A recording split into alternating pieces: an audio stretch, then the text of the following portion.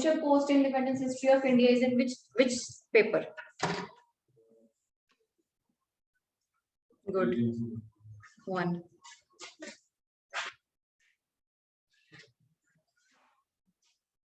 Shubhangi, you are there. You were there yesterday also? Yeah, I was there. I could not switch on my camera yesterday. It feels, I was thinking कि आप ही होगे, but then I thought कि maybe some other, because you didn't turn on your camera, na? Yeah, I was somewhere out, इसलिए. But it feels strange, no? No, it's okay.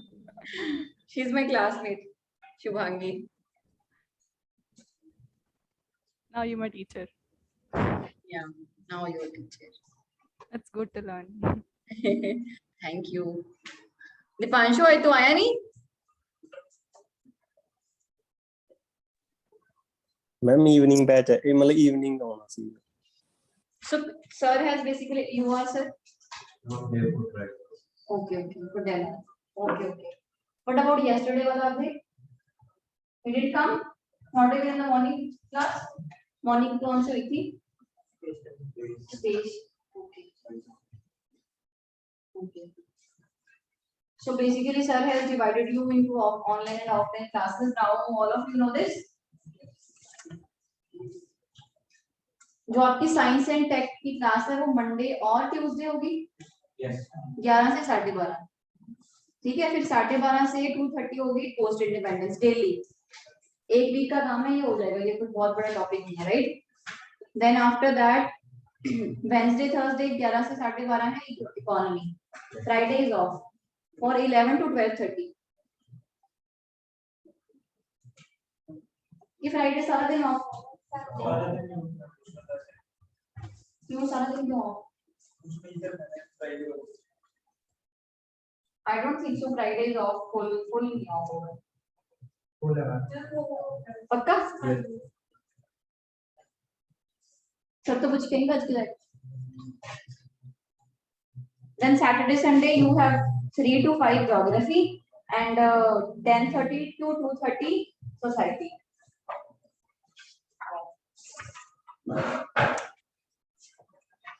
Okay. So today we are beginning with post-independence history of India. Now, why do we study post-independence history of India in paper 1?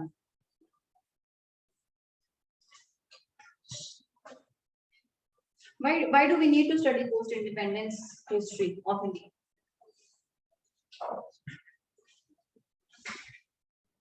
Online? Dipanshu, you tell me, why do we need to study post-independence history?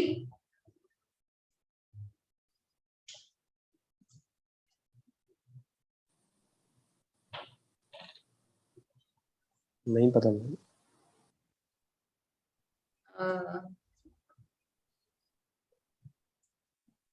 Abhishek camera बंद करके देखिए. Abhishek, I am asking you online. नहीं पता.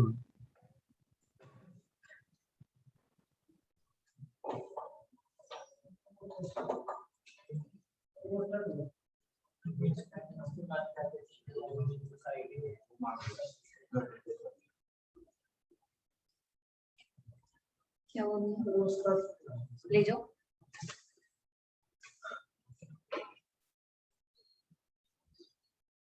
यार मैं internet is not working. 15 minute.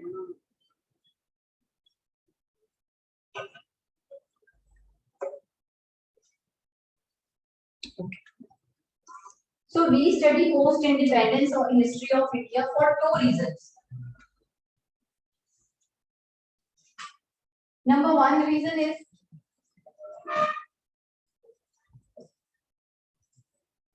after we got independence, there was a shift of what? Power from Britishers to Indians.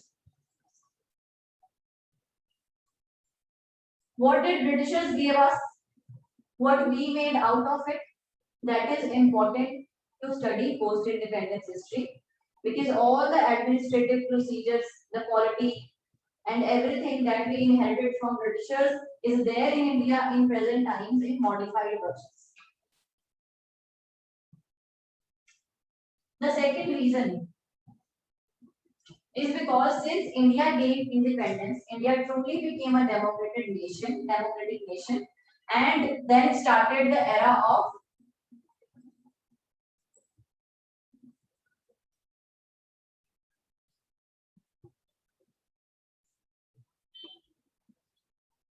you can say that era of political parties in India. Was it present before? No, it was not present. In this also we will study different eras. Like first of all, it was communist. Then how other parties emerged, and what is the present situation. It is a very, I would say, not so very important topic, because from the past 3 years, no question has been asked from post-independence Indian history in mains. This is your mains top topic for you. It is not for your prelims. That is why I also told you that we will finish it in 5 to 6 classes. Maximum 5, not even 6. We will choose only selected topics. But if you want to have in-depth understanding or you have interest in this subject, then you can read NCERT of post-independence history of India. Okay, and this is class 11th or 12th NCERT. It is a 212 pages book, and it explains all that happened post-independence, all the major issues that were there till present times. Clear? Now, if I have to tell you what kind of questions or what kind of important topics that we have here, is that we do not need to focus on this. No. The primary focus is the issues. What was the major issue immediately after independence? Communal riots.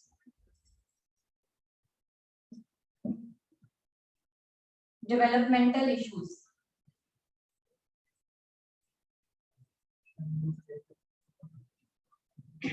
Integration of states.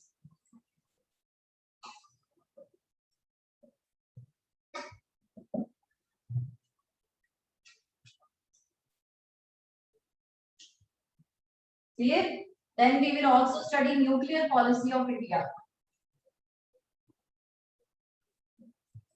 Foreign policy of India, very, very important.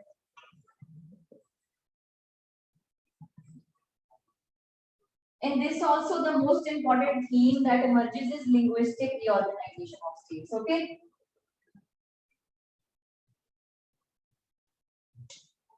So there are only 7 to 8 topics that we will need to do for this topic.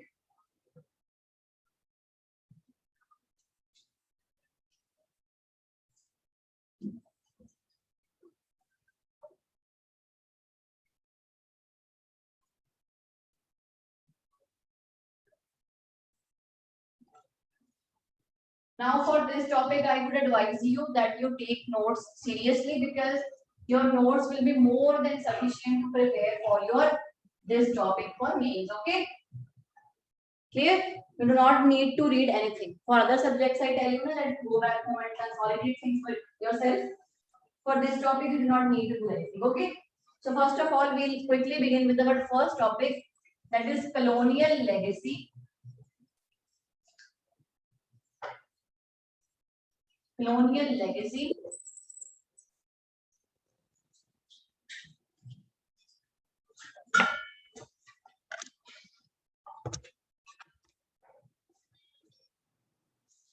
Its fallouts and achievements.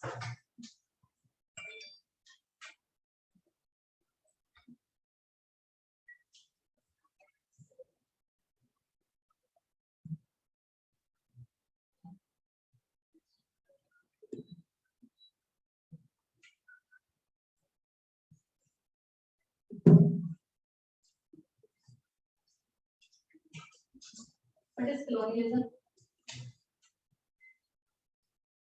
What is colonialism? You know colonialism? So you know? Please. When a foreign state Yes. Yes. Whenever a foreign nation or a foreign country occupies other country's territory for political benefits. Clear? That is known as colonialism. Clear? What is capitalism? it is economic policy of it is based on our money that whatever thing, whatever entity earns money, it is considered as a right. Sir, the basic difference between capitalism and socialism is the who holds the property, who controls the resources. In capitalism, it is controlled by private people. In socialism, it is controlled by the society or you can say the government itself. Clear? This is the basic difference. All these things will come, the rest of the things you have spoken of, they will come on. They are not very important points, okay? Clear? Now the difference between capitalism and socialism is also clear. What is colonialism is also clear. Now we know that we all of us know that what all Britishers did wrong to us. You can name them. Please start explaining to me what were the fallouts of British rule in India.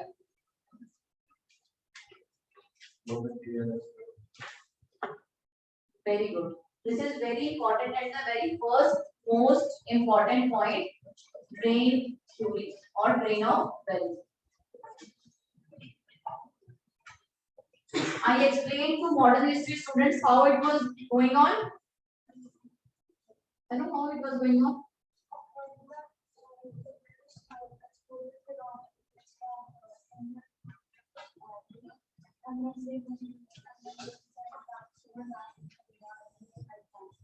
Yes. The Britishers exported raw material from India to Britain and it was very cheap.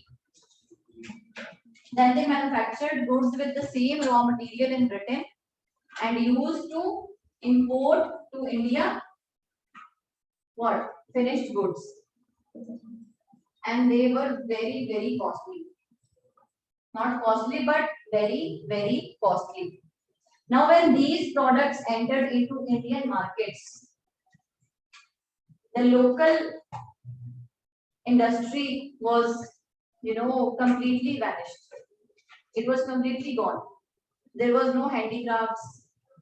Earlier, it was a self-sufficient economy, but now it became solely dependent on British goods. British goods flooded the Indian markets. That is why in the national struggle, you will also understand one of the medium of the struggle was picketing. You know picketing? There is a shop, let's say this is the shop, here British goods are sold. Then the Indian people will picket it. Means they will not let any customer enter there or get their products. This is always picketing. This was one of their medium. Anything else? This is the first reason you have to write it down also. Or should I still I dictate it properly to you? Next.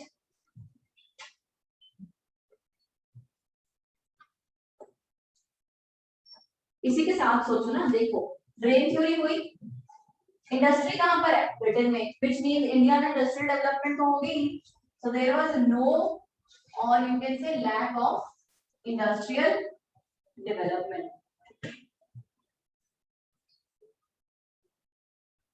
जो कुछ दो चार industries थी भी India में they were owned by Indians clear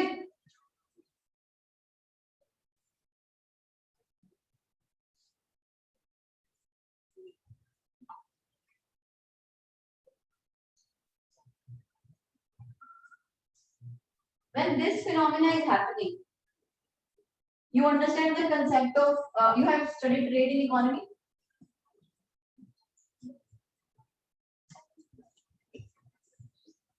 you know what are savings Savings concept is clear to you how it happens? Savings is excess of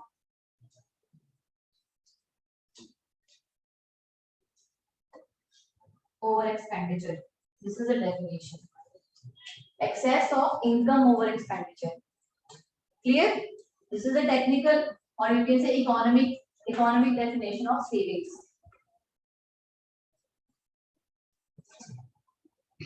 Now, when you will have excess of income over expenditure, you will save. But was it there in India? In case of India, we were spending enough. We were falling short of expenditure. There was no development at all. Whatever we were importing at a very high price. So there was lack of domestic savings.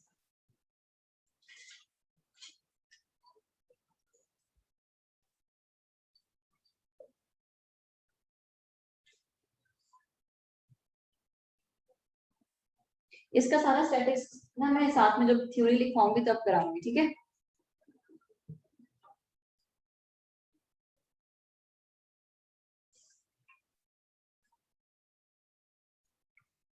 Okay, so I have taught you land revenue systems also.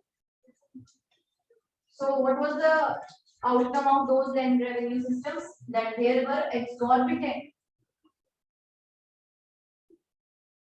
land revenues charged from the peasants.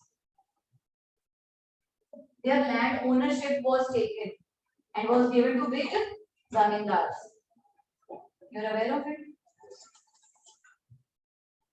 Now this was such a huge problem that people did not have land at the time of independence. Only few zamindars had land, okay? That is why the very first agenda, issue that Jawaharlal Nehru wanted to resolve was land reforms.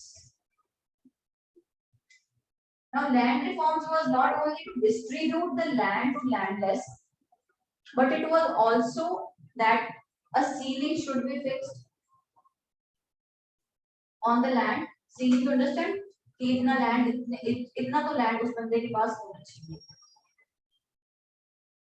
Exorbitant land revenue charged from the peasants. Now, another problem that emanates from this, I told you, what vicious cycle starts here? Debt trap. Now, this will result into debt trap. The money lenders will become ultimately more powerful. Farmers will again lose whatever they have.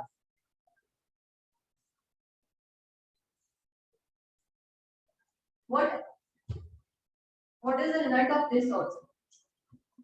Debt trap. Suicide rate increased.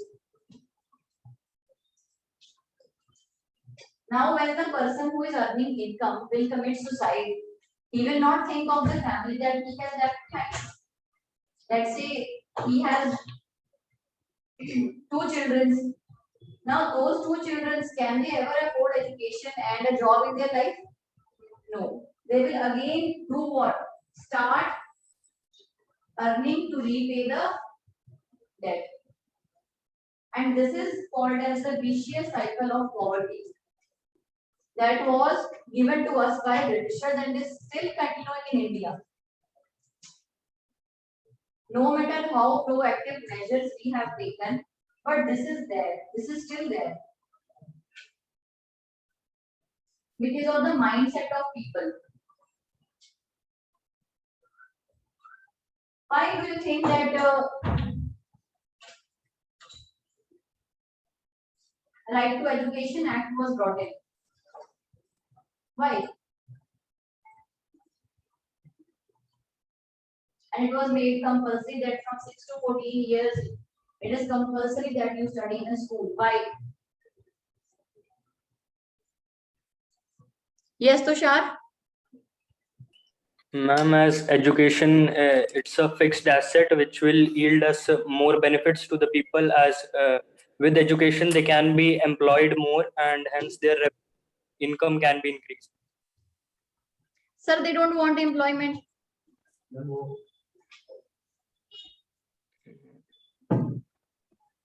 Let's talk to new people.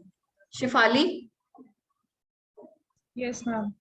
Ma'am, because education is the most important like thing which can build up the people's mind. Okay, Neha?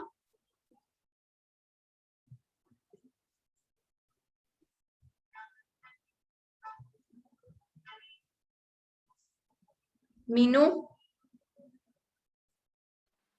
And so that they can aware about the thing going on in the market or in the administration section, maybe for that. Okay, Mankaran? Ma'am, as the Article 21 says, the life with dignity, and dignity cannot be achieved Sir, without there is an education. entirely different article, Article 21A. Exactly. So, right to dignity has to do with something else and not with this right to education. Anjali? Okay. Yes, ma'am. Please tell me why our Right to Education Act was brought in.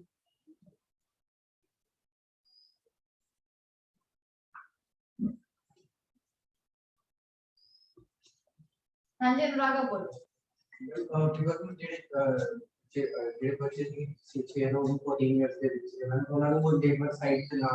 Yes, this is important because if you are not sending this age group to school, you are ultimately promoting what? Child labor. Do you think a parent who is poor enough can afford that his student is sitting at home idle? No, he will make him also work. That is why it was made compulsory. From which age group? 6 to 14. And now, according to the new education policy of 2020, from 3. It has been made that from 3 to 14 years it should be made compulsory because there is no logic that education technically in India starts from 3 to 3.5 years. This is the primary education that you receive here, and 6. So it was well thought of by the experts that before the age of 6, it is very important a child should be sent to school because till the time he achieve this age, he should be very well versed with numbers, alphabets, because they are teaching number and alphabets to him at the age of 6 years, which he can learn at the age of 3 or 4 years. All of us learned at that age only, and we were fortunate enough. Okay, so this is the reason that I have told you why a Right to Education Act was brought in, because poverty was so blooming large on Indian society that even after so many efforts of the government, this was brought in which year? 2002. 1947, 2002. What happened in meanwhile those years? The person would send his children to work. That is why child labor, child trafficking, and all related issues were not coming under control. Child labor is still there. The only thing is this, that we have certain provisions. And you know what is sorry state of affairs again is this, that there are various acts. There is some Factories Act. Let's say there are a number of acts, and you know what is the age of the child that they define? There is no universal definition of a child. Someone says it is 16, someone says 14, someone says 15, and someone says 18. So if there will be no coherence or no uniformity in the age of considering a child, then ultimately you are again creating confusion. You are giving leeway to whom? The industries, those who are employing childs in their factories. Day before yesterday, or I guess someday, I was telling you that the fashion industry is not sustainable. We were talking about sustainability. Why it is not sustainable? If you ever see, women use highlighters over their eyes, or it is called as eyeshadow something. You know the shimmer that is picked up from the stone. They have to scratch it with their own hands. Go and check some documentary on child labor in fashion industry. You will feel so sorry for them. They are so small kids and they are doing it with their hands.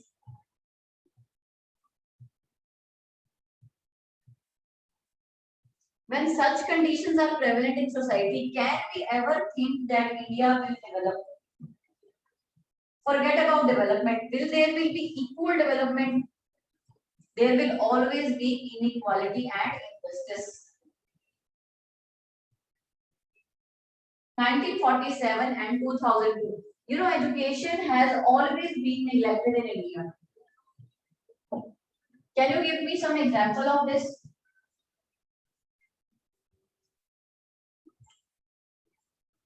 Can you think of something?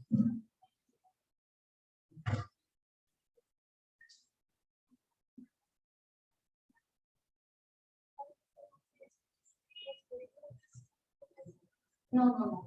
I am saying why education has always been neglected in India. I told you, what is the GDP that we spend on education sector? 2.some%.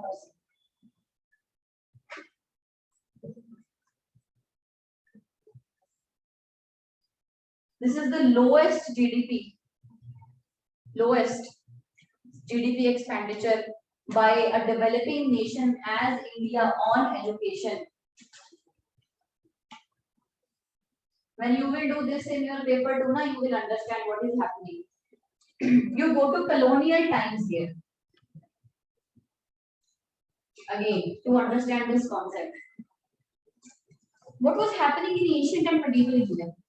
What was the status of education in those times? Only ancient and medieval India. Yes.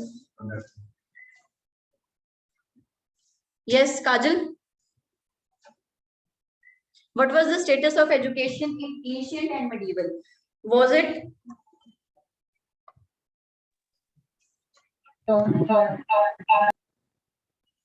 Not audible. Tushar? Ma'am, it was but only about related to ma'am Vedas and all those.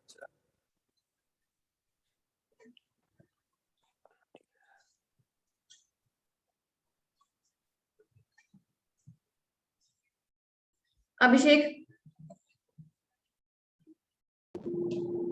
Ma'am, only a particular class was getting the education.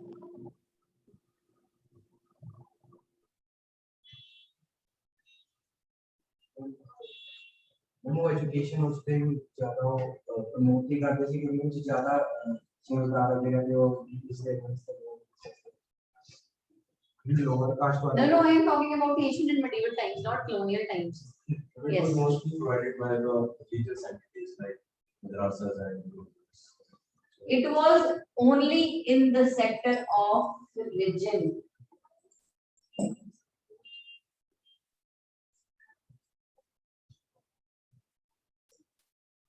And that too, a few select people. Few select. When we moved from here to here, the Britishers took advantage of Indians' illiteracy. You have to understand. Is it possible that you are smart enough, you are educated enough, and you are befooled? No. But if you are illiterate, you do not have senses, you do not understand the nitty-gritties of things, you can easily be befooled. How Britishers befooled us? Trained people.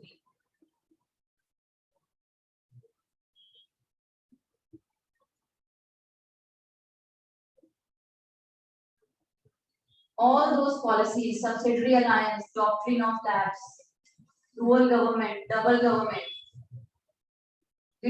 Till our last breath, we fought that we should be given more representation. But why would they give you representation? You are illiterate enough. Forget about their illiteracy. What is the present condition of education of our present politicians?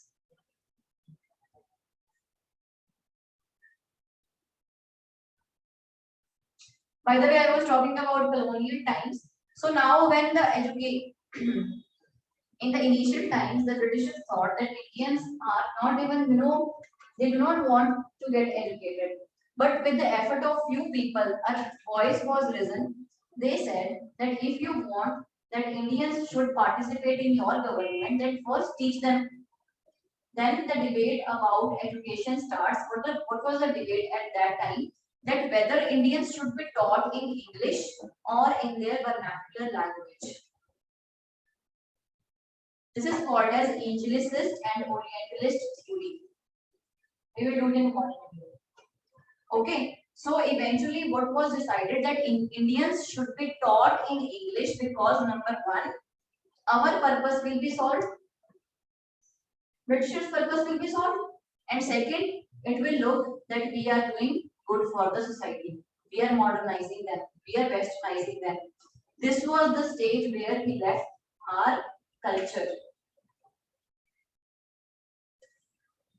Also, this holds importance for your art and culture classes because at later stage through paintings, Abhendranath Tagore, I am forgetting whether he was the brother or the cousin or chacha of Rabindranath Tagore, I am forgetting. He raised voice against colonial art. He promoted indigenous art.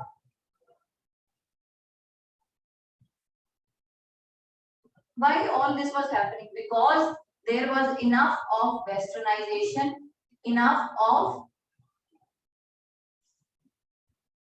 English domination.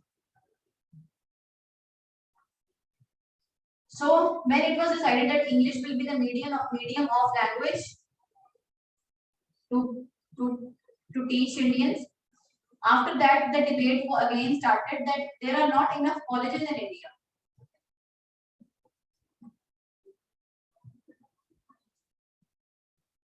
Various education commissions were set up which wanted to promote college education.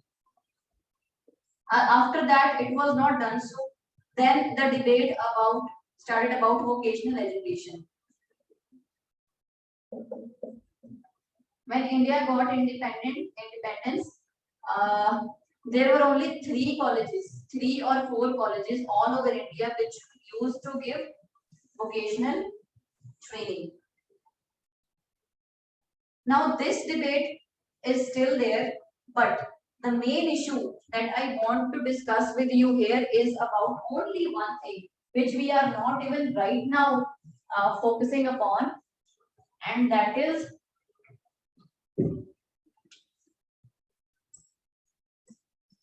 mass education.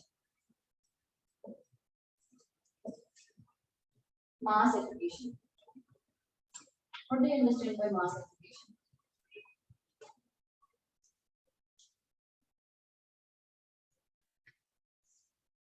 What do you understand by mass education?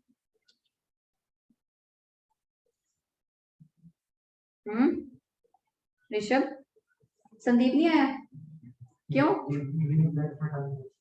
तो ये तो class तो लगानी थी, online तो नहीं है Sandeep. Dipanshu, you tell me. I guess he's gone.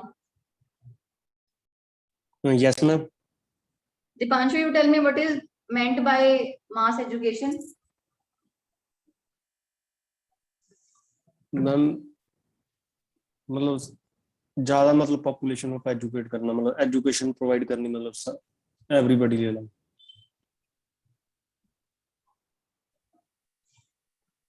Anurag, what is mass education? Saurabh? Educating large number of people. Large number of people.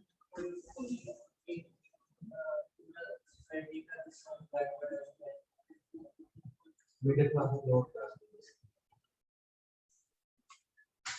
Mass education, you are correct. Educating large number of people. But what is the criteria? How it should start? It is divided into primary, secondary, and tertiary. We are doing very good on this part, primary education. We have achieved 100% attendance here in primary education, but we are lacking on these fronts. When comes college education, forget about university education. All of you are graduates, but you do not want to get postgraduated. There is skills mismatch. Although all these things that I am teaching you right now, you have already studied in your schools, but yet you have to take coaching to sit in exam. We are lacking on 3 fronts in each sector. Number 1, it is quality. Number 2, it is man force. And number 3, it is infrastructure. We talk about every sector. Pick up health. All these problems are there. Pick up education. All these problems are there.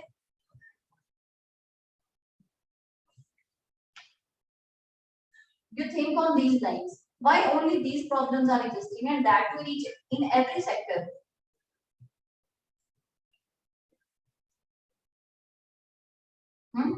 Why are we not giving quality education to students?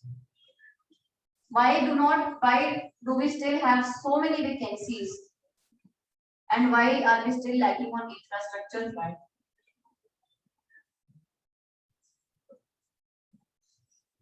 Because we are not giving this sector enough importance. Do you know what is the percentage that defense sector receives? Defense sector.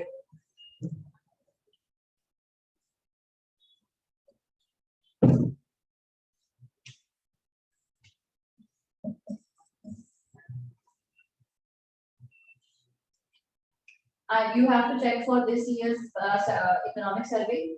This is 2020 at least, I guess. 6.8% of GDP being spent on defense sector.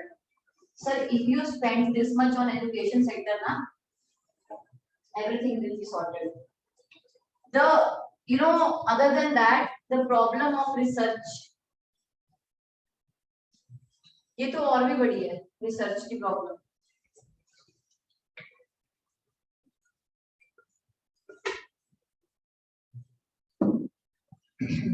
India is producing a lot of patents, but they are all duplicate.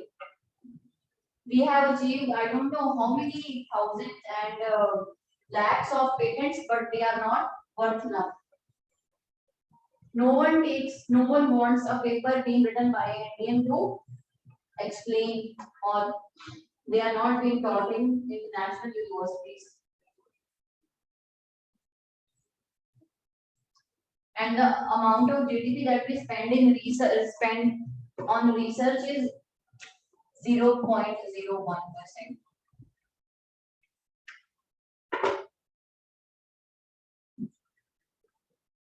Anyways, we started from right to education, okay, and we are here.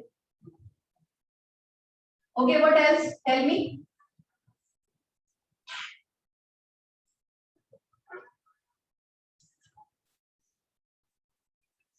Tell me.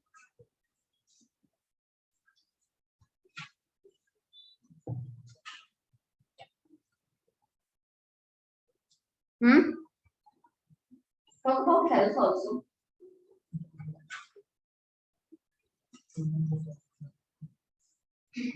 There was lack of health infrastructure. Okay, how many of you know the story of Mother Teresa? No one. There is a lesson on Mother Teresa in, I guess, 10th classes English literature. No? There is here.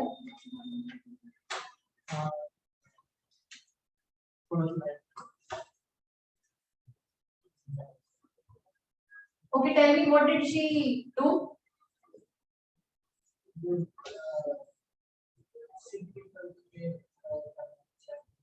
Yes, they were suffering from what? Leprosy. You know what is leprosy? It is a skin disease. ਜਿਹਨੂੰ ਪੰਜਾਬੀ ਵਿੱਚ ਕੋੜ ਕਹਿੰਦੇ ਆ, ਕੋੜ ਉਤਰਿਆ ਆ. You do not want to touch that person, see that person, come near to that person. She cured them.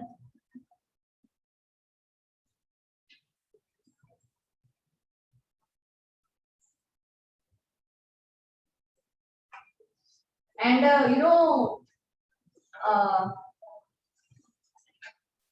the place where she used to treat people was a mandir. It was a temple. I am not able to recall the proper story. We have also studied this, so that is why I have faint memory of it. But I know her. Okay, so she used that space. She was opposed by local people to such an extent that she was thrown out of this. But she continued to cure these people suffering from leprosy.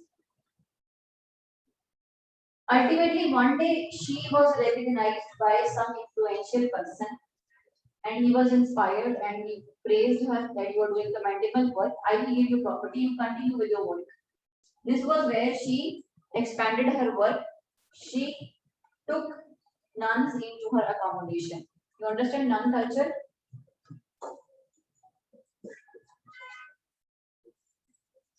Nun culture, you don't understand? They have to stay, celebrate for their lives and work for the cause of society. All of you understand celibacy? Okay. So this is how she established her institution. She was interviewed after she got Nobel Peace Prize. I guess all of you know that she got Nobel Peace Prize. She was interviewed. She was asked, tell us about yourself. She gave one line reply, which has etched into my memory so hard. She said, you are asking me to introduce myself. I will. But when you will publish it, don't tell people about me, talk about my work. Don't introduce people about me, but about my, such a big statement to say. No? Such big statements come only when you genuinely work for a cause.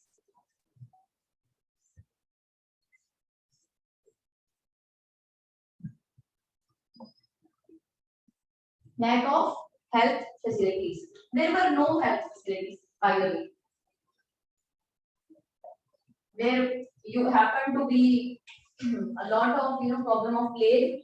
So how did the Britishers resolve it? They would burn the whole village. You have heard stories of this plague.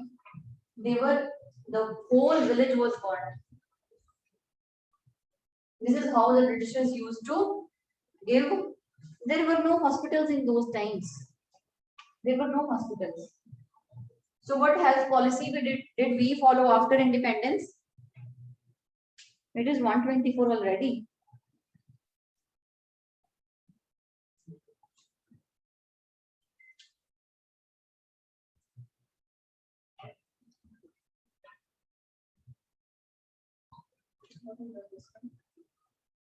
By the way, there were no hospitals in those times. Okay, there used to be local hakims or vads that used to treat people. There were no medicines of that sort also. Okay. Should we discuss all the problems or should I make you write first these? Because it is a heavy topic. Should we write? It is 124, right? I always think that I will finish the topic and then I start talking. Write down. Ma'am Yes. Ma'am आपने इससे पहले भी लिखवाया है? No, Ritika. Okay ma'am. Write down colonialism and capitalism.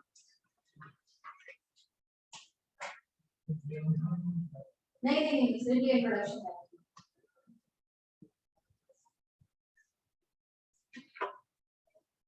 Led to a complex integration of colonies. Led to a complex integration of colonies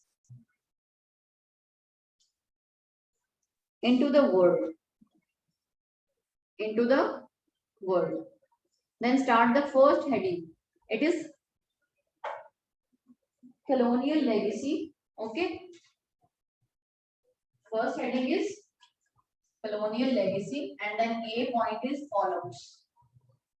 Fallouts. Number 1. Indian raw material. Coffee layer. Indian raw material was cheaply exported. Indian raw material was cheaply exported, and finished goods were expensively imported. You understand the import export? Pushpinder? And British goods were expensively imported.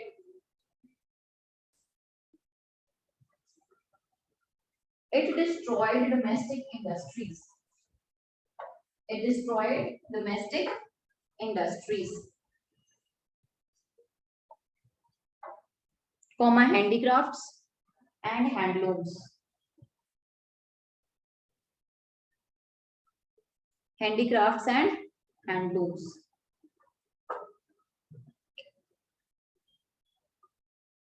Ruined artisans failed to find alternative employment. Failed to find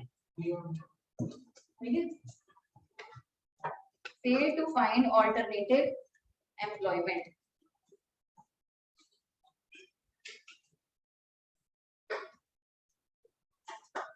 And crowded agriculture as sharecroppers. And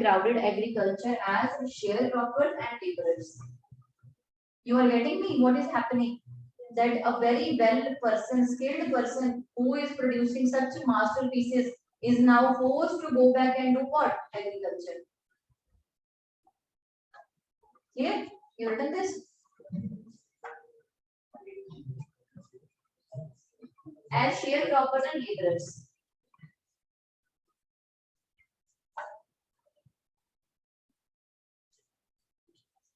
Modern industries that were developed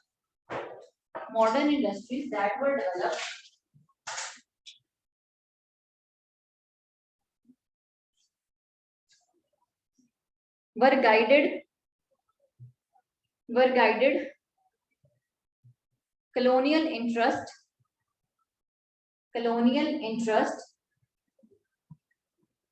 and they were also stunted in their growth. They couldn't even replace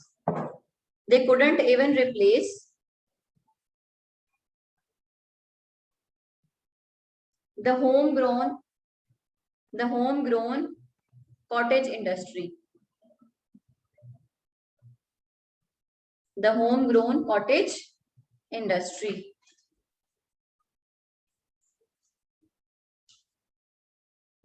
Before 1900,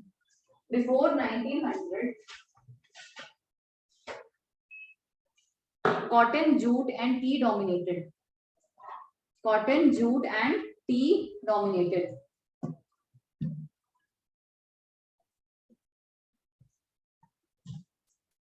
And before 1930s,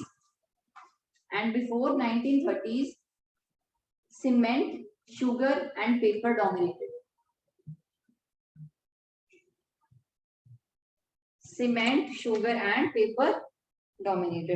Hello. हाँ जी सब भैया सामने है वो सीढ़ियां है ना, वहां पर एसी लगा हुआ, एसी के ऊपर रखा हुआ ले जाओ। हाँ जी, cement, paper and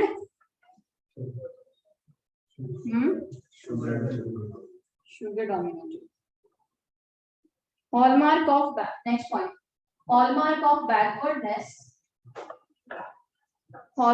backwardness of Indian industry was virtual absence of capital goods.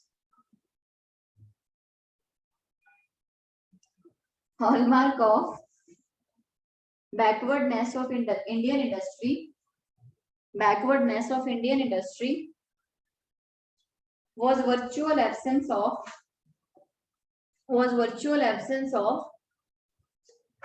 capital goods and machinery industry. And machinery industry. If there will be absence of capital goods and machines, what is happening? There will be lot of import again of what? Capital goods and machines. Clear? This further worsen the problem because number one, you are whatever raw material is there, you are sending it to Britain. Now you have established factories in India also, I get you right. But for them, there is no equipment, no machinery, no capital goods. For them also, you are making India export fees. This is what? This is again economic exploitation. Further expanding. Clear? Modern industry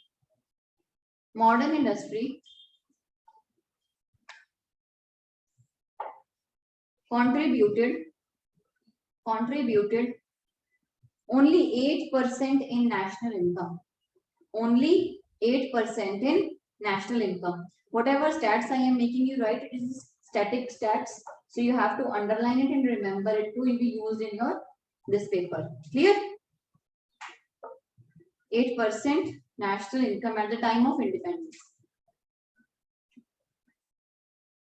Electricity and banking were completely ignored. Electricity and banking were completely ignored. Have we achieved 100% electrification? No.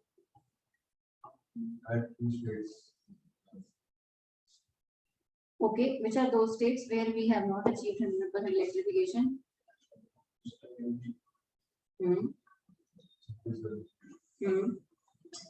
You're guessing it right now, but a smart guess.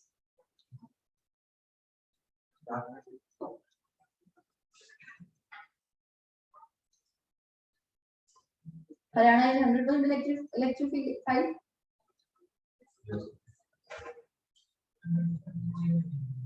है, केरला है, महाराष्ट्र है, मध्य प्रदेश है. Control your expectation. Rajasthan, Gujarat. How can you not name Gujarat? Delhi is 100% electrified. Some northeastern states are there. Punjab is not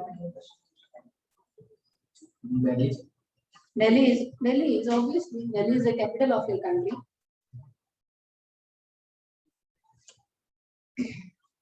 Okay, so you know the story of banking sector. Again, I will start talking. Huh? Okay. When you were kids, did you see any bank in your village or near your village? Grain bank. No. I'm talking about the bank, money banks. No, but are they there now? Banking sector has, got the true reforms. Now it is, such a good scenario about banking sector that you do not have only private or government banks, but you have cooperative banks. And this is where the success story lies. Cooperative banks. They are doing fairly good. Private banks are doing fairly good. Government banks, forget about them. They have all, why a merger and acquisition is done? How a merger and acquisition is done? You are not taught these things right now. What have you been taught? क्या पढ़ाया क्या economy में क्या चल रहा है? साढ़े एक की लगी है ना उन्होंने तो बथेरी लगी है. आज जीडीपी हो गया. मैं 2 हफ्ते पहले मुझे 2 में जीडीपी चल रहा है. मैं वो एक्चुअली ना पिछले जगह नहीं बच्चे सुना वो रिपीट कर रहा है online. I am assuming that your classes of economy must have been finished by now. Mankaran? No, ma'am. No, ma'am.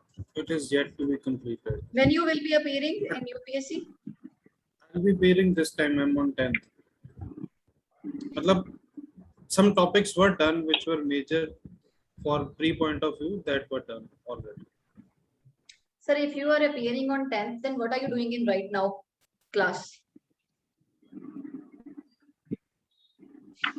I was asked to attend that. This is a post-independence history topic, and that too for mains and 10th को prelims है, mains नहीं है. Your preparation is 100% serious. You are fully confident. Not that confident. Okay. So what about rest? New people? Neha, when are you appearing? This year only.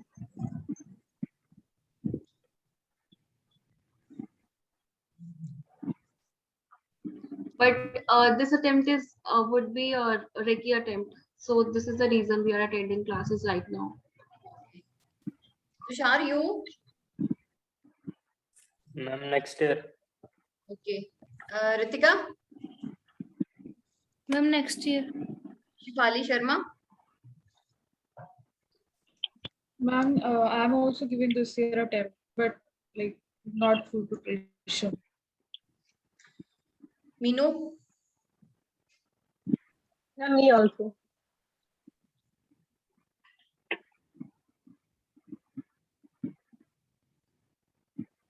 I am assuming that all of you will be having all the 6 attempts within your age limit, or you are old enough?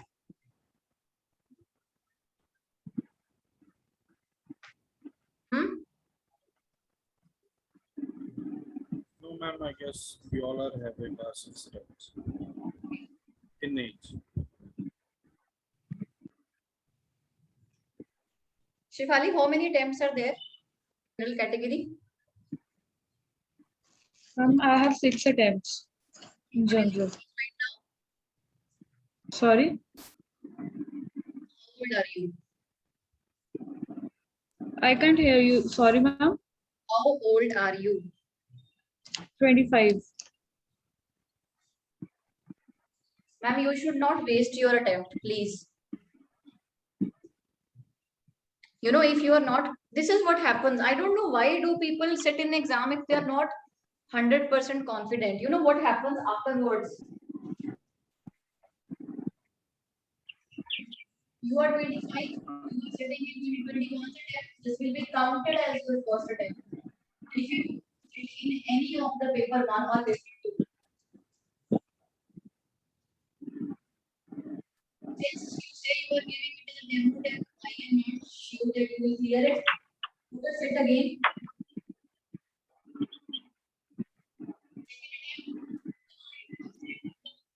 All 3 stages.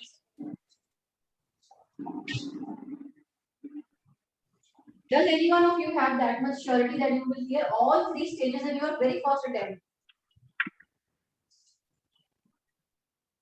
Are you confident enough? Do you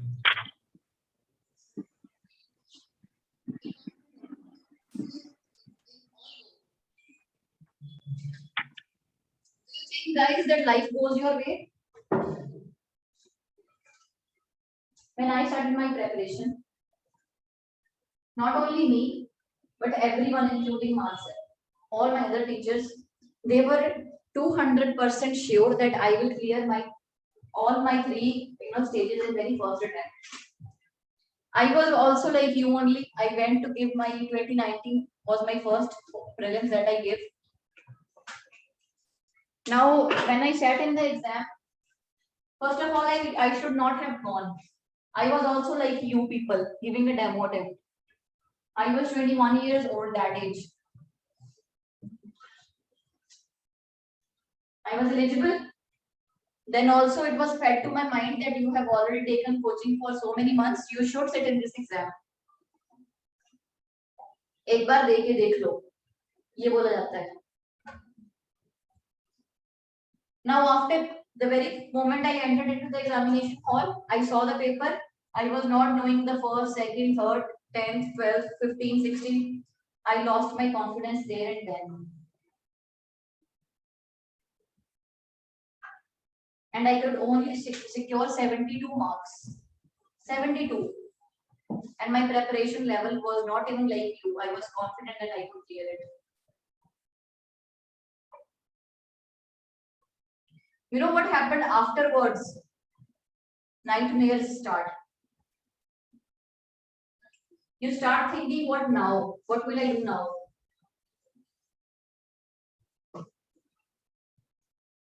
The questions will haunt you for a week. They will come in your dreams. ये तो आता था यार, ये गलत है, इसका तो ये आना था. It will haunt you, and what the haunting will do? It will reduce your confidence to such an extent you will forget about it कि तुम्हारा कोई भी attempt clear होगा. If you are really serious about giving civil services exam now, ask any expert or any of the previous year toppers who have committed this mistake. They will say, I should not have sat in the examination if I was not prepared. What is success? Success is preparation meeting opportunity. If you are not prepared, please do not sit in this exam. This is not a normal exam, college or something exam. This is going to determine your life. Okay, I am making you scenarios for you, ma'am. You did not clear this. Now this attempt, okay, you did well in pre, you cleared pre, but you left in mains. Your second attempt is wasted. Then it will be 2023. Third attempt, you clear pre, you clear mains, but you left in the interview. Then you start again 24. Your fourth attempt, pre clear, mains clear, interview clear, but you do not get a good rank. Will you be given enough time? You are a girl, a woman. Will you be given enough time to go through these circles? And will you be left with enough of dedication, level of passion that you have in this year in 2025 when you will be sitting for your fifth attempt?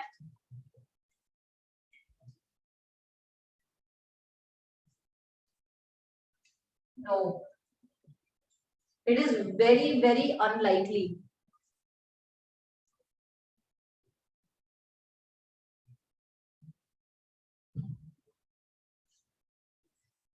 This is very uncertain. You have to understand this exam is very uncertain.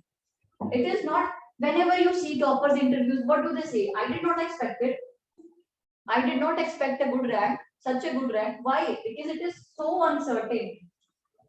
So many people sit in this exam. So should I tell you another thing about me? I sat in 2020's exam also, fully prepared, 200% sure that I will clear the exam. Only in the past week the result has come out.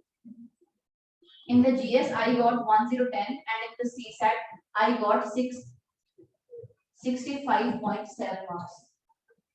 65.7. I missed out by 0.3 marks. 66 is the qualifying nature. It is 65.7.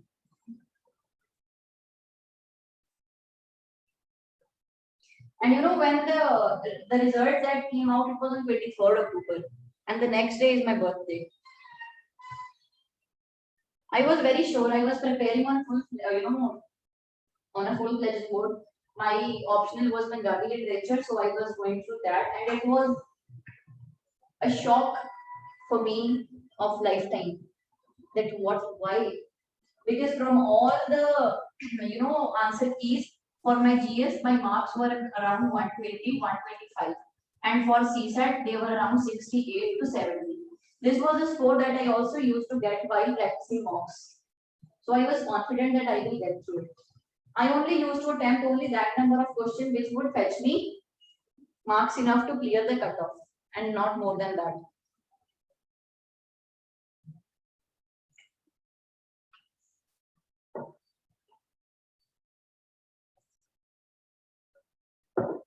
Okay, so God listened to me. I cleared this exam. Let's take a scenario. I had not cleared PCS exam. I would again be sitting in this exam on 10th of October.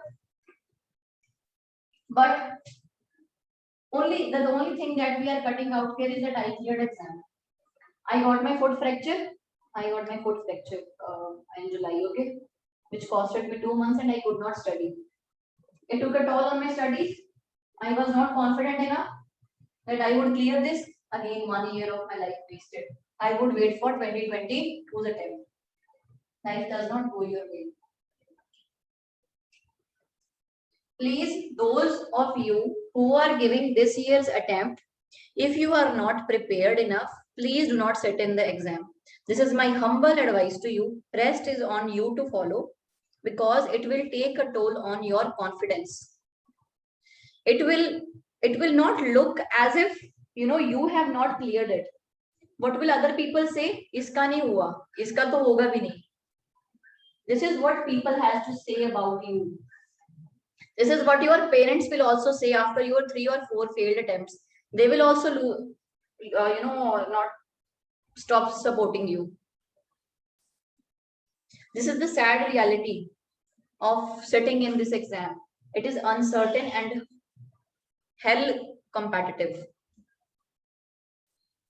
So my humble advice to all of you who are sitting in this exam is, if you are not confident enough, then please do not sit in the exam. Another scenario is also there. Let's say you are 27 years old and this is your first attempt. You go. I will not stop you. But if only this is your sole purpose, you do not have any plan B, plan C, don't go. For girls, the life is it will take another toll on you after 3-4 years, when you will cross 27 and 28 years of your age. Marriage. The guy has, they have another circumstances. They should be financially independent, but for girls, there is no such restriction.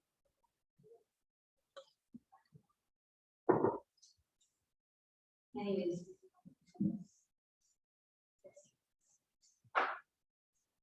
What did we write?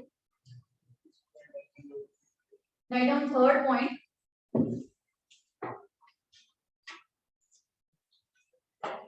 Okay, the best, if you ever advise me or if you ever ask me that, yes, GURSIMRAN, what is the advice that you would like to give you yourself 3 years back when you started preparing for UPSC? I would say that, if you are really preparing for civil services, forget this thing that you will clear this exam in your first attempt. It is 100% sheer luck. Your placements speak there, okay? Not everyone is fortunate enough to clear this paper in first. Second advice that I would give to myself was, if I am not 100% confident, I should not sit in the exam. हाँ जी sir.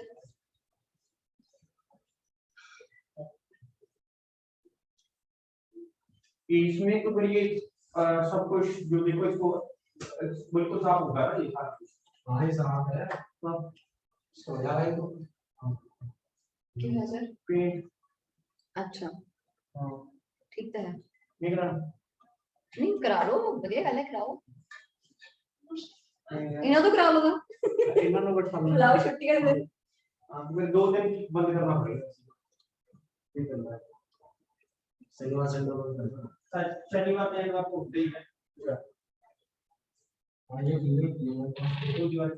दीवार नहीं जो बोला तो आपने उसको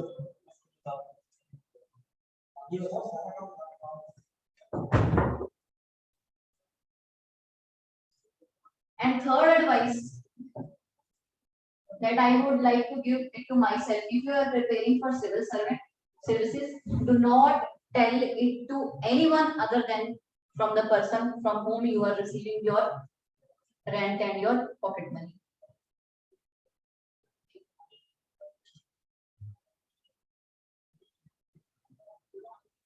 This attempt I gave when I was at home. It was lockdown period. I struggled to study because in villages you know how it is, and since I had stayed out for almost 6 years, I was not able to get back and get adjusted to my home's environment. But the paper was very important thing for me. So I used to study on the rooftop of my house for whole day in the month of August and September. And now what, when I did not clear this exam, now on 24th of October, there was a marriage of my cousin. So I had cried enough in the last night. My father came in the late night and I told him that I could not clear this exam, and he was very supportive. He is very supportive. So he said, "Koi gal nahi, fir hoya agli baar hogi." This was his wording when I could not clear this for the first time also. I am fortunate enough to have such parents, but all of us are not. When you will go to your house and for the second time say this thing that I could not clear even prelims, your abilities, your preparation, and whether you are made for this exam or not will be highly doubted. I was, you know what I was forced? I was forced to give banking sector's exams.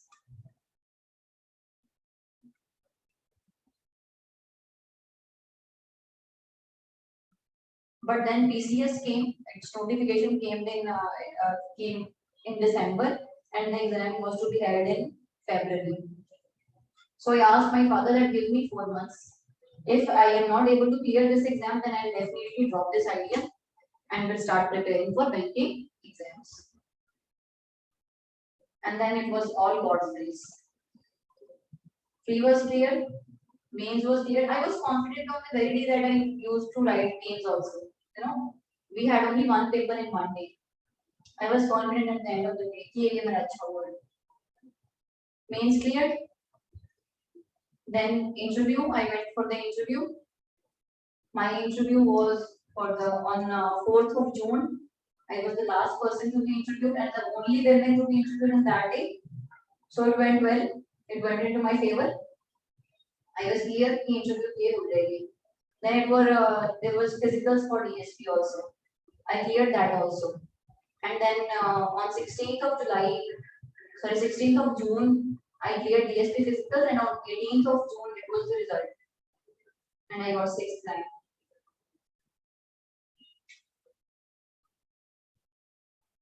Straight IAS in 10 years.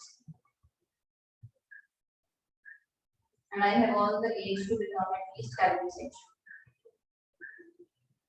This is all God's grace and nothing else. And you know, I never had plan B. Never. Shubhangi knows me. Shubhangi, you know me that I have started, for this dream way back and when I was in graduation only.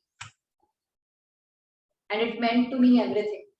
I used to do other activities also, extracurricular activities, but I never lost track of my preparation or my training. But not clearing 2 attempts will take a toll on you. And nowadays, clearing prelims is the toughest game. You know, even if you say कि ma'am ये writing में दे दो, मैं आपको दे सकती हूँ. Clearing prelims is the toughest thing.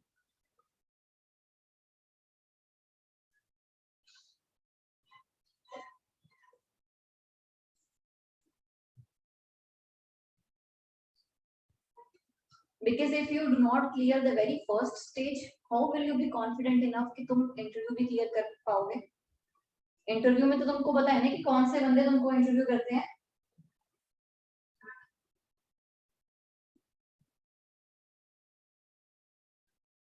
If you have chosen this to be the aim and the career that you want to follow, please don't only take this as a job. Fit into the lifestyle of being a civil servant. I always say this.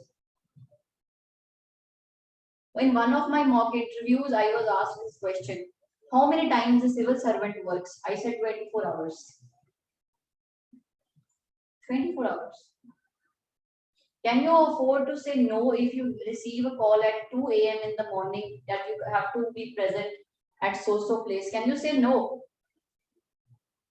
But can you say no right now if some of your friends call you that at 2 a.m. that let's party?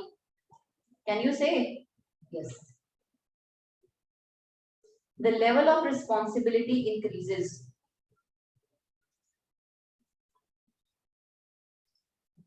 Please follow this career only if you want to make it a lifestyle. And work for it.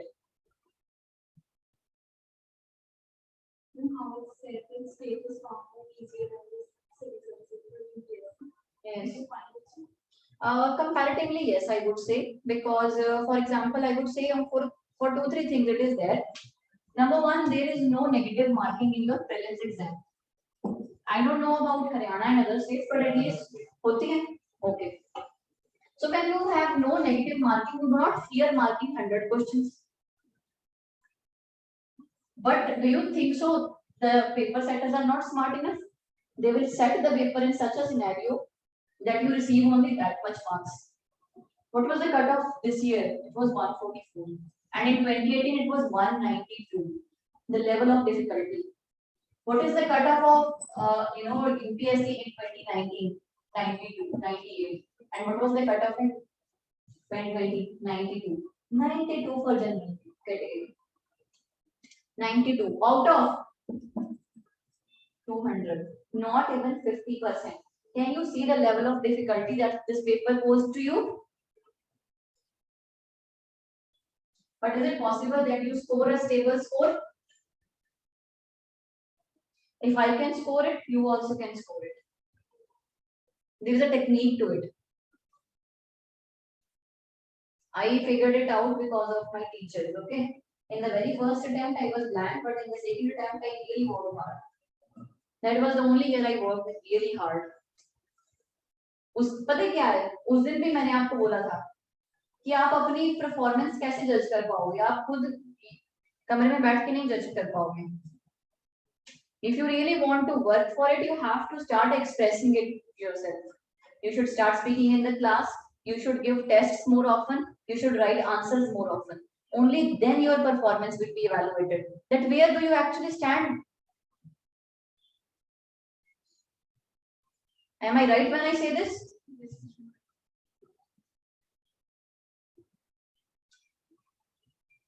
Second thing is this, that for means there is comparatively linear, it is lenient. The level of questions that you will get there, they tend to, get repeated over the years, but which is not so in UPSC. Also, they are fairly simple enough. Third thing is, in UPSC, you write in these sheets. You have to write like this. It is a vertical piece of paper. But for PCS, you write on a horizontal sheet of paper, just as you write your graduation exams. There you can write long essays. But here you cannot afford to write because you do not have the time enough. Third thing, the interview. The interview is the biggest challenge in PCS because here you will be graded. In UPSC, you are not graded. Clear? And then there are physicals, and then there are results. It depends on the number of vacancy of seats.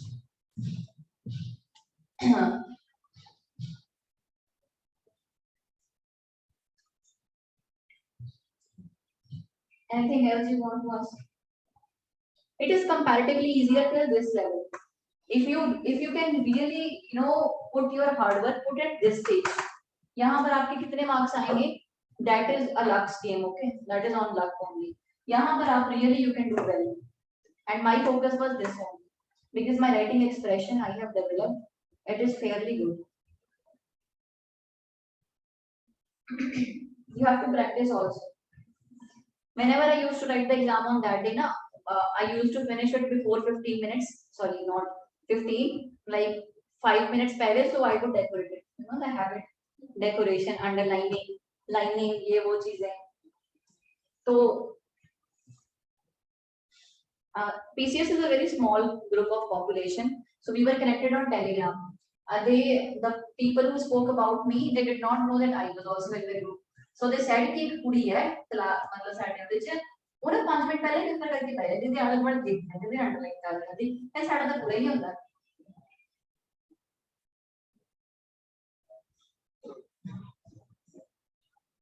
but they will not know how many mocks you have practiced before sitting in the exam. You have seen the golden boy's story, how he used to practice in the field, and he got the gold. But you know what has been put behind the gold? Anyways, we'll continue tomorrow. Enough of lecture today.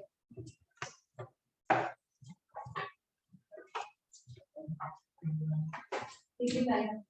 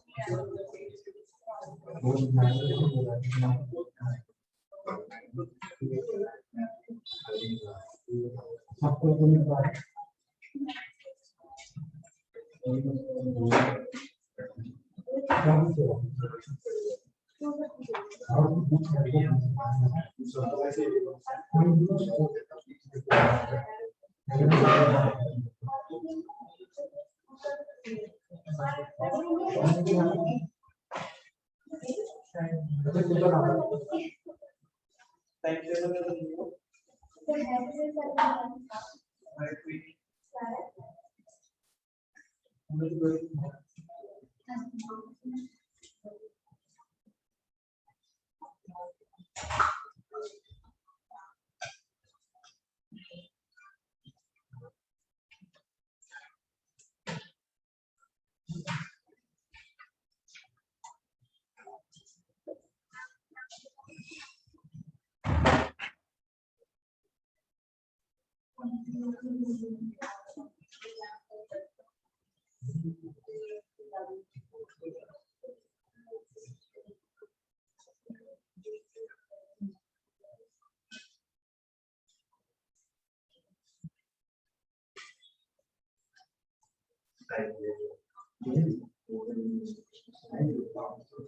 you.